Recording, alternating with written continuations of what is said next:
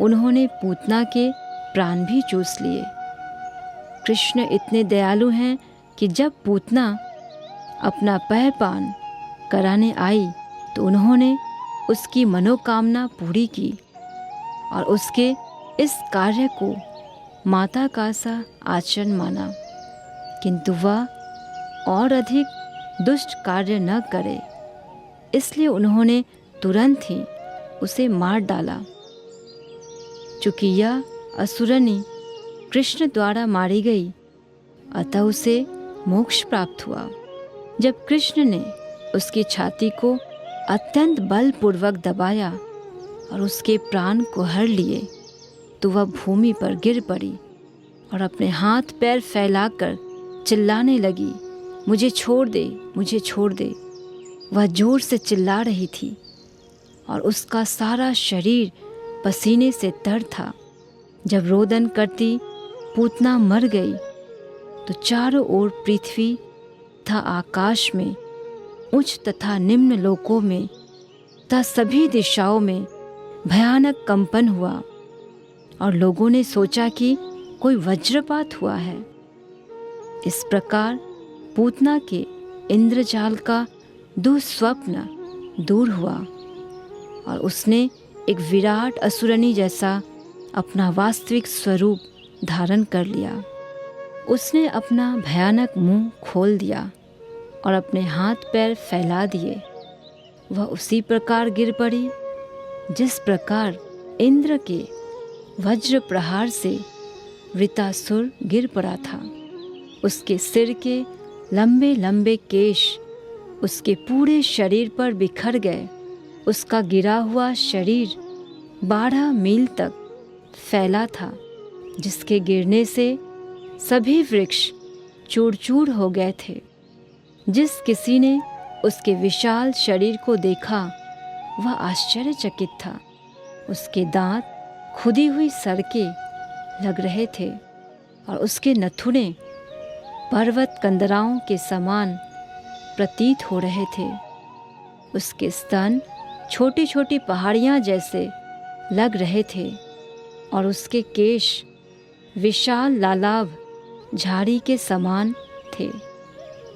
उसकी आँख के गड्ढे अंधकूपों के तुल्य, दोनों जांघें नदी के दोनों किनारों के सदृश, उसके दोनों हाथ दृढ़ निर्मित सेतुओं के समान तथा उसका उदर सूखे सरोवर की तरह लग रहा था।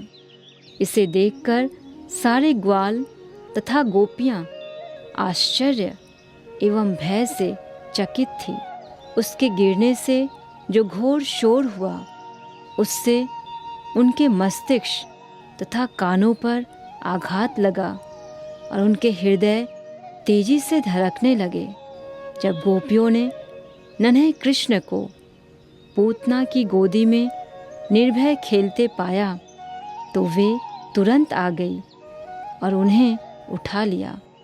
माता यशोदा, रोहिणी तथा अन्य वृद्धा गोपियों ने तुरंत ही चंवर लेकर उनके शरीर की परिक्रमा करते हुए शुभ अनुष्ठान संपन्न किए। बालक को गोमूत्र से पूरी तरह नहलाया गया तथा पूरे शरीर में गोखुर से उठी धूलि लगाई गई। इसका उद्देश्य नन्हे कृष्ण को भविष्य की अशुभ घटनाओं से बचाना था। इस घटना से पता चलता है कि परिवार, समाज तथा प्राणी मात्र के लिए गाय की कितनी महत्ता है। कृष्ण के दिव्य शरीर के लिए किसी संरक्षण की आवश्यकता नहीं थी, किंतु हमें गौ की महत्ता का उपदेश देने के लिए भगवान के ऊपर गोबर का लेप किया गया। गोमूत्र से उन्हें नहलाया गया और गौओं के चलने से उठी धूली उन पर छिड़की गई। इसी शुद्धिकरण या संस्कार के बाद यशोदा, रोहिणी समेत गोपियों ने विष्णु के नामों का उच्चारण किया, जिससे कृष्ण के शरीर को समस्त कुप्रभावों से पूरी पूरी सुरक्षा प्राप्त हो सके। उन्होंने अपने हाथ पैर धोए और 3 बार जल का आचमन किया, जैसा कि मंत्रोच्चार के पूर्व करने का रिवाज है। उन्होंने इस प्रकार मंत्रोच्चार किया, हे कृष्ण, मणिमान भगवान, आपके घुटनों की और भगवान यज्ञ आपकी जांघों की रक्षा करे। अजनाम से विख्यात भगवान विष्णु आपके पाँवों की रक्षा करे। भगवान अच्युत आपकी कमर के ऊपर भाग की और भगवान हयग्रीव आपके उदर की रक्षा करे। केशव आपके हृदय की रक्षा करे। भगवान ईश आपकी वक्षस्थल की रक्षा करे। भगवान सूर्य आपकी गर्दन की और भगवान विष्णु आपकी भुजाओं की रक्षा करे। भगवान उरुक्रम आपके मुख की रक्षा करे। भगवान ईश्वर आपके शरीर की रक्षा करे। भगवान चक्रधर आपके आगे से तथा भगवान गदाधर आपके पीछे से रक्षा करे। धनुषधारी भगवान मधुसूदन आपकी दाईं ओर से और भगवान अर्जुन आपकी बाईं ओर की रक्षा करे। भगवान उरुगाय अपने शंख से आपकी सभी ओर से रक्षा करे। भगवान उपेंद्र आपकी ऊपर से रक्षा करे। भगवान ताक्ष्य पृथ्वी पर आपकी रक्षा करे। भगवान हलधर आपकी चारों ओर से रक्षा करे। भगवान ऋषिकेश आपकी समस्त इंद्रियों की रक्षा करे। भगवान नारायण आपकी श्वास की और श्वेत द्वीप के स्वामी नारायण आपके हृदय की और योगेश्वर मन की रक्षा करे। कृष्णी गर्भ आपकी बुद्धि की रक्षा करे और श्री भगवान आपकी आत्मा की रक्षा करे। आपके खेलते समय भगवान गोविंद आपके चारों दिशाओं से रक्षा करे और जब आप सो रहे हों तो भगवान माधव आपकी सारे संकटों से रक्षा करे। जब आप चल फिर रहे हों तो वैकुंठ के स्वामी आपको नीचे गिरने से बचाए।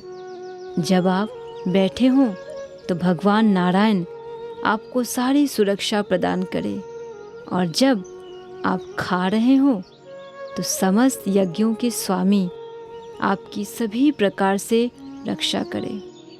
इस तरह माता यशोदा बालक के शरीर के विभिन्न अंगों की रक्षा के लिए विष्णु के विविध नामों का उच्चारण करने लगी। माता यशोदा का दृढ़ विश्वास था कि वे अपने पुत्र की रक्षा डाकिनियों, यातुधानियों, कुष्मांडों, यक्षों, राक्षसों, विनायकों, कोटरा, रेवती, ज्येष्ठा, पूतना, मातृकाओं, उन्मादों तथा इसी प्रकार के अन्य भूत प्रेतों से कर सकेंगी, जो मनुष्यों को उनके निजी अस्तित्व के बारे में भुलवा देते हैं तथा प्राणों एवं इंद्रियों को कष्ट पहुंचाते हैं। ये कभी कभी स्वप्न में आते हैं और उत्पात मचाते हैं, तो कभी ये वृद्धा स्त्रियों के रूप में प्रकट होकर नन्हे मुन्ने बालकों का रक्त चूसते हैं। किंतु जहाँ भगवान नाम का कीर्तन होता रहता है वहाँ पर ये भूत प्रेत ठहर नहीं पाते। माता यशोदा को गौ तथा विष्णु के पवित्र नाम की वैदिक आदेशों के विषय में दृढ़ विश्वास था। अतः उन्होंने अपने पुत्र कृष्ण की रक्षा के लिए इन दोनों की शरण ग्रहण की। उन्होंने विष्णु के समस्त नामों का उच्चारण किया जिससे वे अपने पुत्र की रक्षा करें। वैदिक संस्कृति में आदि काल से गोपालन तथा विष्णु नाम के कीर्तन पर बल दिया गया है और आज भी ऐसे व्यक्ति जो वैदिक प्रणाली का अनुगमन करते हैं, विशेषतया गृहस्थ लोग, कम से कम 1 दर्जन गौवें पालते हैं और अपने घर में स्थापित भगवान विष्णु के अर्चा विग्रह की पूजा करते हैं। जो लोग कृष्ण भावनामृत में उन्नति कर रहे हैं, उन्हें इस कार्यकलाप से पाठ सीखना चाहिए और गौवों तथा विष्णु के शुभ नाम में रुचि लेनी चाहिए। वृंदावन की व्यस्क गोपिकाएं कृष्ण के प्रेम में इतनी लीन थी कि वे कृष्ण को हर तरह से बचाना चाहती थी। यद्यपि उन्हें इसकी आवश्यकता न थी, क्योंकि उन्होंने अपने को पहले से सुरक्षित कर रखा था। वे यह नहीं समझ पाई कृष्ण श्री भगवान थे जो बालक रूप धारण किए क्रीड़ा कर रहे थे। बच्चों की रक्षा संबंधी अनेक औपचारिकताओं के बाद माता यशोदा ने कृष्ण को अपनी गोद में लेकर अपना दूध पिलाया। जब बालक की विष्णु मंत्र से रक्षा कर ली गई तो माता यशोदा को लगा कि वह सुरक्षित है। इसी बीच सारे ग्वाले जो कर जमा करने मथुरा गए थे, लौटकर घर आए तो वे सब पूतना के विशाल मृत शरीर को देखकर स्तंभित रह गए।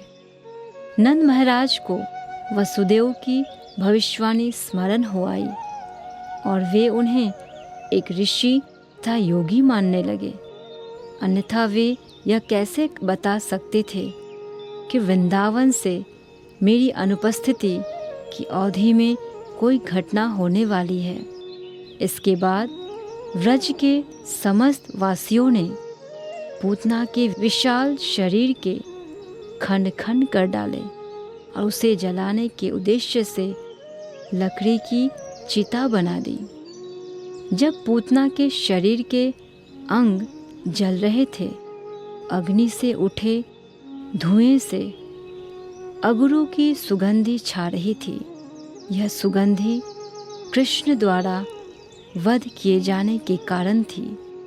इसका अर्थ यह हुआ कि असुरनी पूतना के सारे पाप धुल गए थे और उसे स्वर्गिक शरीर प्राप्त हो गया था। यहाँ ऐसा उदाहरण प्राप्त होता है कि भगवान कितने सर्व कल्याणकारी हैं।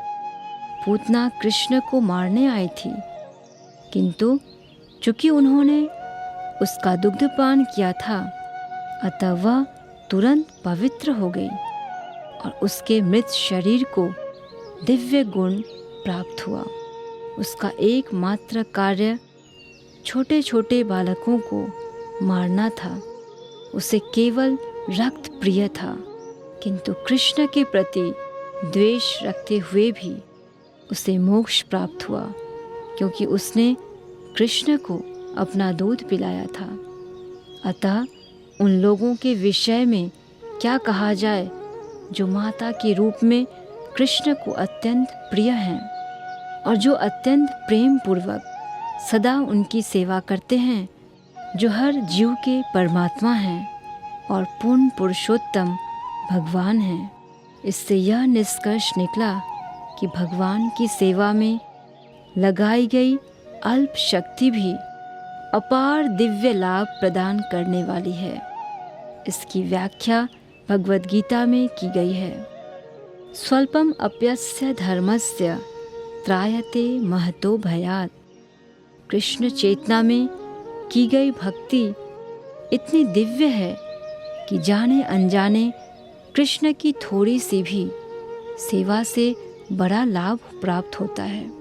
किसी वृक्ष के पुष्प अर्पित करके कृष्ण की पूजा करना भी उस जीवात्मा के लिए लाभप्रद है जो वृक्ष के अस्तित्व तक सीमित है। जब कृष्ण को फूल और फल अर्पित किए जाते हैं तो अप्रत्यक्ष रूप से उस वृक्ष को भी लाभ पहुंचता है जिसमें वे फूल फल लगे थे। अतः अर्चना विधि हर एक के लिए लाभप्रद है। कृष्ण ब्रह्मा तथा शिव जैसे महान देवों द्वारा पूज्य हैं और पूतना इतनी भाग्यशालिनी थी कि वही कृष्ण बालक रूप में उसकी गोद में खेले। श्री कृष्ण के वे ही चरण कमल जो ऋषियों द्वारा भक्तों द्वारा आराध्य है, पूतना के शरीर पर पड़े।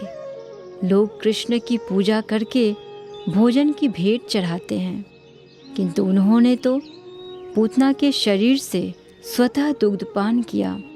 इसलिए भक्तगण प्रार्थना करते हैं, यदि पूतना जैसी शत्रुनी केवल दूध पिला करके इतना लाभ प्राप्त कर सकती हैं, तो फिर प्यार तथा स्नेह से कृष्ण की पूजा से प्राप्त होने वाले लाभ का अनुमान भला कौन लगा सकता है।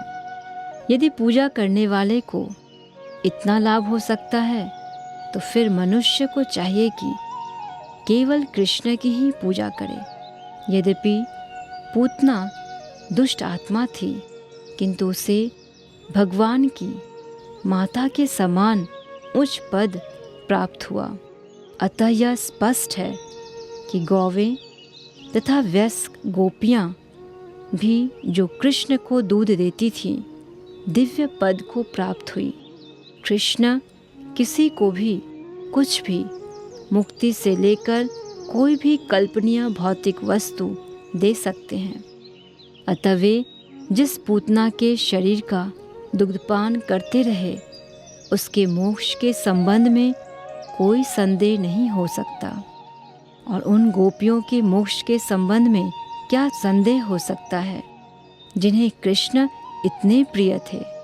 निसंदेह जिन समस्त गोपियों तथा ग्वालों एवं गायों ने वृंदावन में अत्यंत प्रेम तथा स्नेह से कृष्ण की सेवा की, वे सब इस भौतिक संसार की दयनीय दशा से मुक्त हो गए।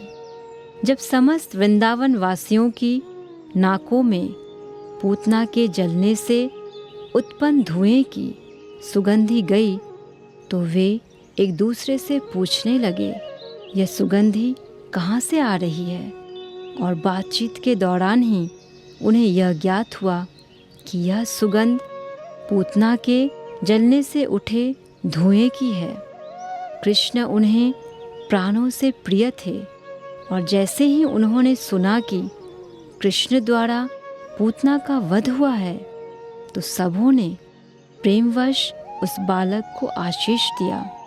पूतना के जल जाने के पश्चात नंद महाराज घर आए और तुरंत ही बच्चे को गोद में उठाकर उसका सिर चूमा। इस प्रकार वे परम संतुष्ट हुए कि उनका नन्हा सा बालक इस महान विपदा से बच गया। श्री सुखदेव गोस्वामी उन समस्त व्यक्तियों को आशीर्वाद देते हैं जो कृष्ण द्वारा पूतना वध के इस वृतांत को सुनते हैं, क्योंकि उन्हें निश्चय ही गोविंद के वरदान की प्राप्ति होगी।